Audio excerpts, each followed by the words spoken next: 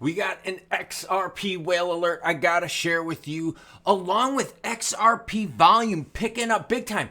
Over 68% increased price action at the end. We've got a depegging. Yes, everyone, it's been going on now for a month and it doesn't appear to be getting any better. And New Zealand says, yo, stablecoins, my man, ain't good enough. You've been warned. Happy Monday, everyone. You guys all said, warn me if I do stuff. I did. AgNG Want TV says, where's the switch located? What country, city, building, floor, room? Talking about the flip the switch date. We're going to be talking about it because this applies to XRP as well. Because there's a massive macroeconomic report that comes tomorrow that could lead to some very juicy action with the March contract. I'm telling you, this is cool. Pizza Man Mep's hanging out with us and says, my chart indicates before the end of the month, we pump or dump massively. This is a 2+ year triangle closing month. I have seen a lot of chart action showing exactly that, right? The descending triangle. BTC 49,803. We're getting close to the 50,000 mark. ETH looking juicy again at 25.62. XRP at 53 cents. We're going to talk a lot about XRP at the end. The comments here regarding the flip the switch date, that has to do with CPI data. This applies to XRP as well. And let's be honest here, all right? I am super happy that we have seen to kind of move away from this 50-cent floor. We'll get back into it, all right? XRP sitting at 53 cents. Sol looking kind of hot still. 109. ICP 1326. XLM moving to 11.2. Going to talk about stable coins. We're going to talk about depegging. Ooh, that's not good. But I'm bringing this on because this is the global viewpoint, okay? This is coming from New Zealand, okay? From a central bank governor in New Zealand, okay? This is Adrian Orr. He said there's some major red flags on stable coins. He calls them oxymorons as well as saying the biggest misnomers. Or made these remarks during a parliamentary committee session held on Monday in Wellington. Hey, that's today. That's why you hit the subscribe button, because I bring you the good news or bad news, but I bring it right away. Shedding the light on the inherent risks associated with stablecoins. Contrary to their name, stablecoins, which are crypto tokens pegged to other assets, do not always maintain a stable value or emphasize. No kidding, TUSD right now is depegged for over a month. That's why, gotta watch out with the whole TRX thing. But TUSD now has been depegged for over a month. And there is about 16 to 19 billion dollars of crypto assets paired to this. If this gets, this could be bad. So we got to really pay attention to TUSD. But let's get back to what Mr. Orr said.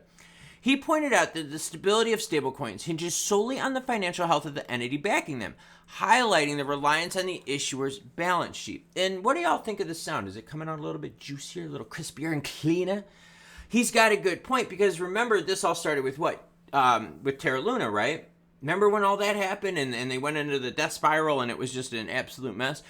Well, it's not just what backs these cryptos, but what he's saying too is the financial health of the entity and the decisions of the entity backing them. So just imagine this. Let's imagine you got a company and you make a lot of money. Let's say you and I, right? Let's hang out, right? Let's hang out. You and I are in charge of USDC. You and I are in charge of Circle's USDC. And we got billions in there and we're making money. But what if you and I make some stupid decisions? What if we're like, you know what? Let's just make a metaverse stablecoin project, something stupid like what Zuckerberg did with Meta, right? And we blow just billions and billions and billions of dollars on it. It doesn't matter if our stablecoin is legit AF if we run the company like a bunch of morons, right?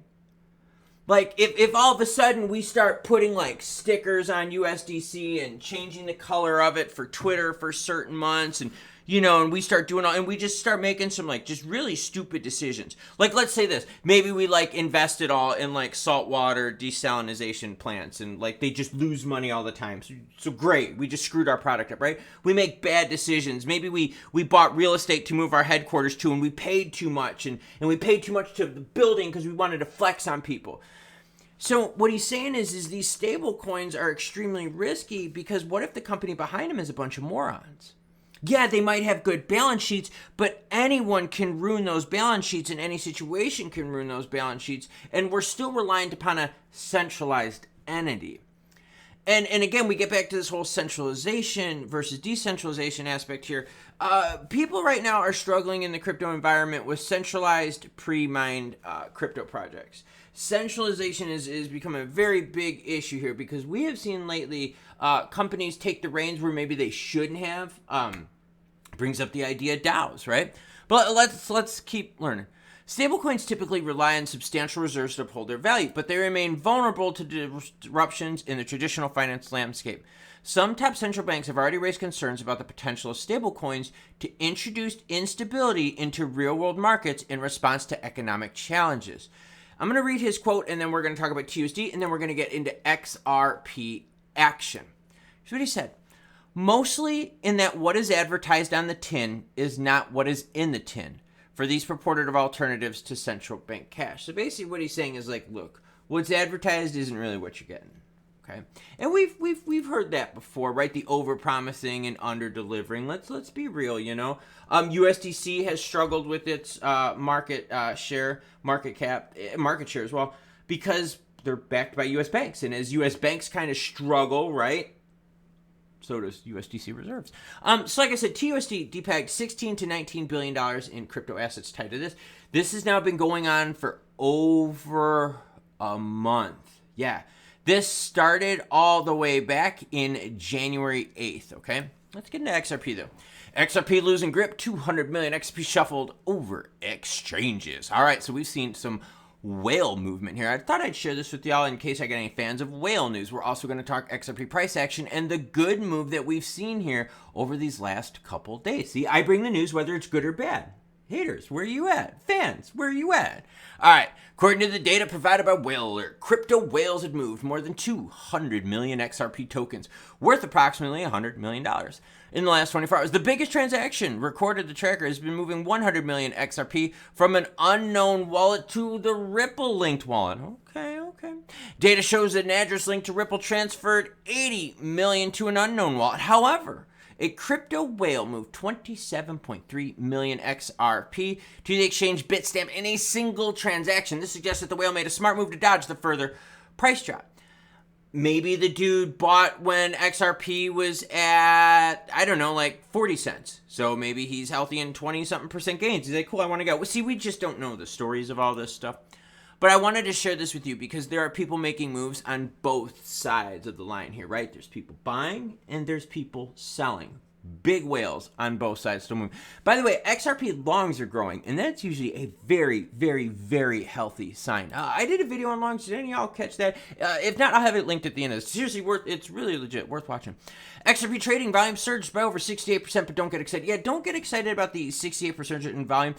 Over the weekend, volume was just like really, really boring. Like it was like, it was seriously, it was, I think like, dude, the world was like Super Bowl paying attention. I was seeing all these videos of like people in Ireland watching the Super Bowl and people in Africa and Australia and in Canada. I mean, like everywhere, like people were watching. So you had some distractions. And also the last few weekends with crypto have been very quiet volume-wise. So the fact that it's up 68% is not a big deal. Why? Because the weekend just didn't have much, right? Like, cool. It's like beating up on a team that sucks. Like, dude, you won the game.